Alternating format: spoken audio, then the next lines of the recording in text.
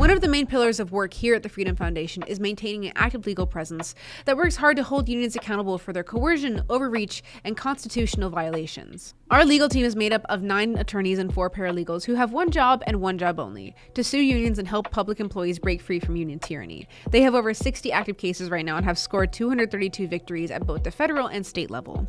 Our team takes on cases pro bono and is unwaveringly committed to serving the wide variety of public workers who have suffered retribution, discrimination, threats, and more from their union. This is your guide to all the biggest lawsuits and stories that we are working on right now. This is our newest segment, Filed Under Freedom.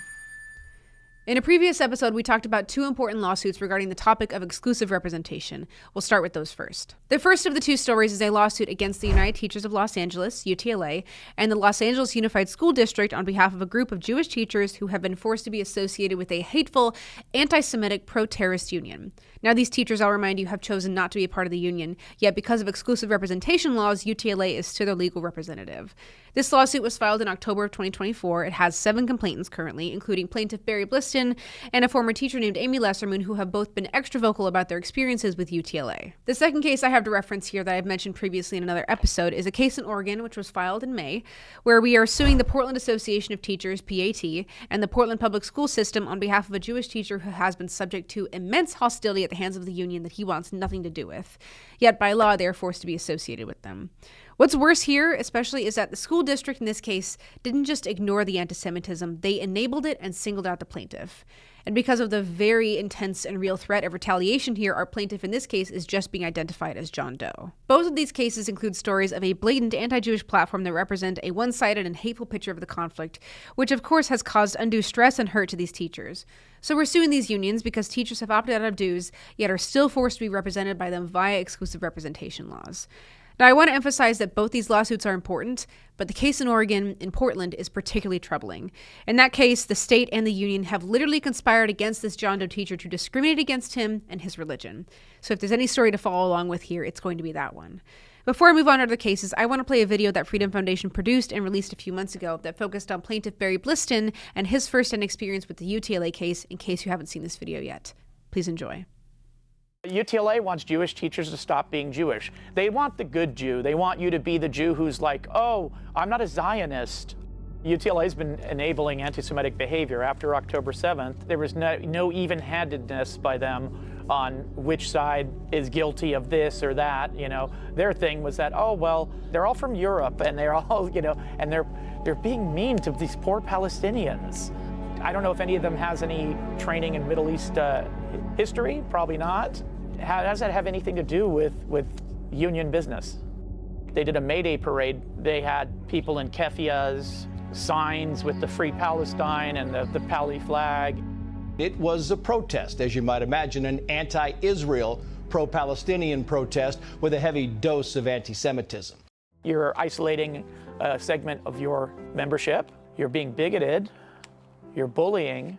And I still don't understand how people who are Jewish would pay money for this. I don't get it. We're teachers. We teach everyone, regardless of what they believe, where they're from. I would definitely be nervous if I was a UTLA member still. Who knows what insane thing they're going to do next.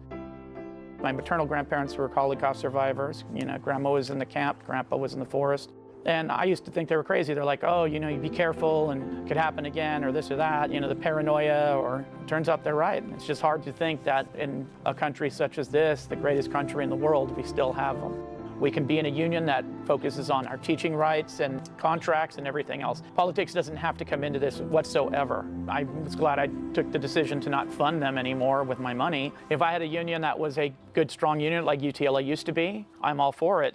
And the fact that they are the only representation that we have as teachers, you know, I'm part of the case brought by the Freedom Foundation, which is challenging that. They want to be able to give us, you know, the ability to have other representation. On October 7th, 2024, the one-year anniversary of the horrific Hamas attack on Israel, the Freedom Foundation filed a lawsuit on behalf of 7 Jewish teachers to combat UTLA's anti-Semitism and take a stand for Jewish educators across Los Angeles. Thank you, Freedom Foundation. Never again is now, unfortunately. Backtracking a little bit to March of this year, we filed a lawsuit against the California Public Employment Relations Board, PERB, on behalf of the Shasta County Board of Supervisors and an employee defending their free speech rights. This lawsuit deals with PERB restricting the information that is allowed to be given to employees, information that specifically informs employees of how to opt out of union membership.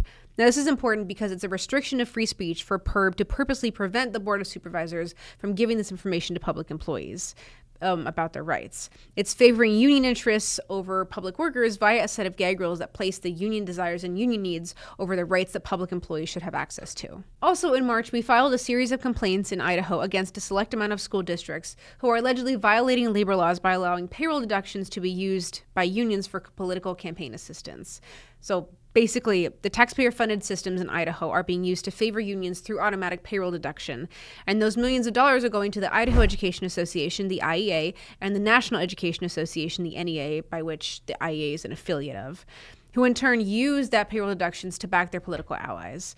This is against labor law and state ethics because by using automatic payroll deductions from the state is using a public resource to eventually support political endeavors of a union, which are privatized and don't serve the needs of the general public. The big issue here is with automatic payroll deductions. Unions love this because whenever a teacher or public worker gets paid, they don't have to wait for you to write a check and send it off to the union. They automatically get that dues money sent to them. So what we are advocating for is to stop automatic payroll deductions so that this taxpayer-funded system isn't assisting unions in their misguided endeavors. Moving on, in April we filed a class action lawsuit against the University Professional and Technical Employees, UPTE, on behalf of a university employee and other similarly situated individuals, accusing the union of sending a deceptive email to public employees. This lawsuit takes place in California, where a union basically sent out a message to employees via email inviting them to vote on something, and when employees voted on it, they had, by doing so, unknowingly signed up for a full year of union membership and dues payments. This is obviously a super deceptive and slimy tactic by the union that does not involve any good faith or good business practice, so we're suing them. Also in April, and in California, we decided to take the International Brotherhood of Teamsters to court on behalf of plaintiff Karima Tarbaugh. This lawsuit is pretty straightforward. Tarbaugh is not a member of the Teamsters Union. She has never been a member of the union, yet through California law, she is forced to pay mandatory paycheck deductions to support the union.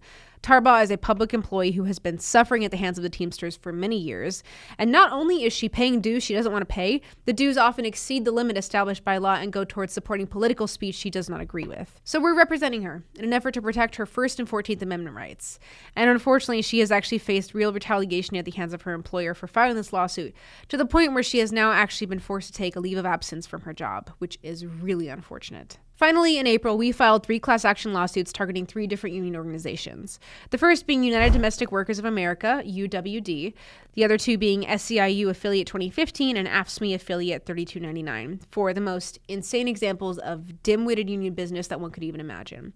These suits were brought about after we received stories from public workers who were threatened, lied to, and physically locked in rooms by union leadership. Multiple employees have since come forward to corroborate these stories of union leaders promoting falsehoods and using physical acts of coercion to keep people in the room until they sign their membership cards.